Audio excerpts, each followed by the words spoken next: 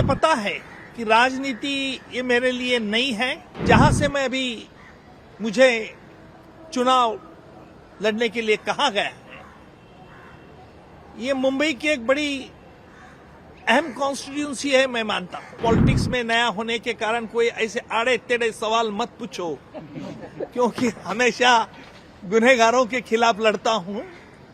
वैसी मेरी जबान बहुत कड़वी है, आपको पता चल ही जाएगा। मुझे ये पता है कि राजनीति ये मेरे लिए नई है, लेकिन आपके माध्यम से सभी को बताना चाहता हूं कि मेरी कोशिश हमेशा ये रहेगी कि हमारा देश का संविधान,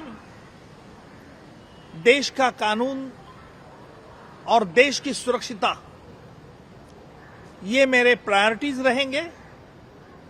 और ये प्रायोरिटीज के लिए मैं ये जरूर करूंगा कि जो हमारे संसद में इसके लिए क्या सवाल उठाए सकते हैं, क्योंकि मैंने इस बंबई में कई ऐसे संगीन मामले चलाए जिससे राष्ट्र हित का एक तार जुड़ाई थी। मैंने ऐसे कई बातें देखी भी है और अनुभव भी किया है कि उससे मैं कहता हूं कि कानून ये श्रेष्ठ होना चाहिए, बलवान होना चाहिए, लेकिन आम आदमी पर कोई इंजाम नहीं आए। इसके लिए कानून, क्योंकि हमारा भारत का कानून का एक बहुत बड़ा अहम प्रिंसिपल है, 100 गुनहगार छुड़ गए तो चल सकता है, लेकिन एक निर्दोष को सजा नहीं होनी चाहिए। आज तक मैं हमेशा मुलजिमों के खिलाफ लड़ता रहा, चाहे वो डेकॉइट हो, चाहे वो गैंगरेप हो, चाहे लड़की पर रेप हो, चाहे राष्ट्र की सुरक्षा टेरर एक्ट हो, सोशल ऑर्गेनाइज क्राइम हो। और हमेशा मैंने ये जानने की कोशिश की है कि देश की छवि आज जो हमारे प्रधानमंत्री मोदी जी ने एक उचित तरह से बढ़ाई है,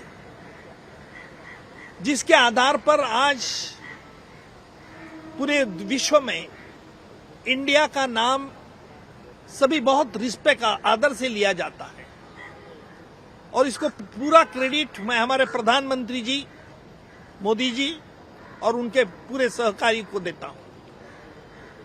लेकिन जहां से मैं अभी मुझे चुनाव लड़ने के लिए कहा गया है,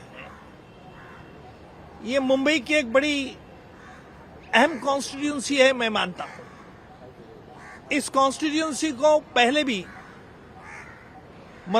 कैलाशवासी मनोज जी जोशी ने रिप्रेजेंट किया है, रामदास जी आठवले ने किया है, और तरुण युवा पूनम जी ने भी किया है।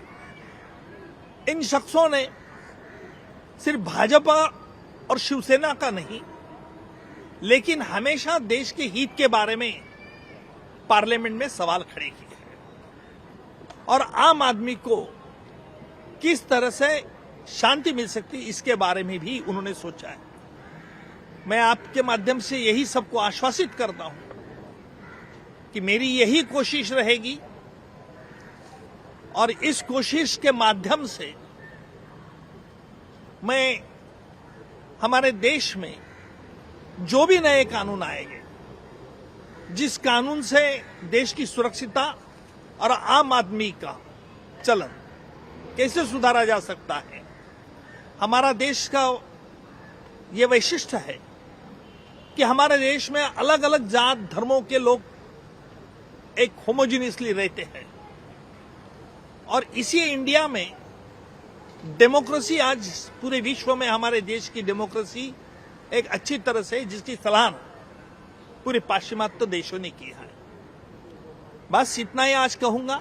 आगे चल के आपको भी विनती रहेंगी मेरी कि आप भी मेरे अच्छे कामों के लिए, जिसे मुझे मेरा हौसला बुलंद रहेगा, ये कीजिए। कोई ऐसे पॉलिटिक्स में नया होने के कारण कोई ऐसे आड़े टेढ़े सवाल मत पूछो, क्योंकि हमेशा गुनहगारों के खिलाफ लड़ता हूं। वैसी मेरी जबान बहुत कड़वी है, आपको पता चल ही जाएगा।